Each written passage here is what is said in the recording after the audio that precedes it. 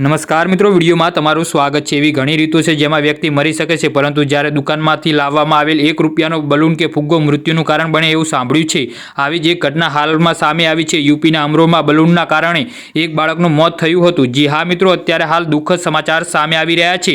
તો મિત્રો, સમાચારમાં વધુ વિગતવાર વાત કરીએ તો વાત એમ છે કે દુકાનમાં રમવા માટે પોતાના માટે એક ફુગ્ગો લાવ્યો હતો અને તેના સાથી બાળકો સાથે ઊભો હતો ત્યારે બલૂન ફૂલાવી રહ્યો હતો ત્યારે તે અચાનક ફાટ્યો અને એક તેનો ટુકડો બાળકના ગળામાં જઈને શ્વાસ નળીમાં અટવાઈ ગયો અને તેનો શ્વાસ ઊંધાવા લાગ્યો હતો। જી હા મિત્રો, અત્યારે હાલ મોટા સમાચાર સામે આવી રહ્યા છે। તો મિત્રો, સમાચારમાં વધુ વિગતવાર વાત કરીએ તો મીડિયા રિપોર્ટ્સ અનુસાર બલૂનના કારણે મોતની આ ઘટના અમરોહના ગજરોલામાં બની હતી। મૃતક બાળક માત્ર 10 વર્ષનો હતો। તે 5મા ધોરણમાં ભણતો હતો। ઘટનાના દિવસે તે પોતાના ઘરની બહાર અન્ય બાળકો સાથે રમી રહ્યો હતો।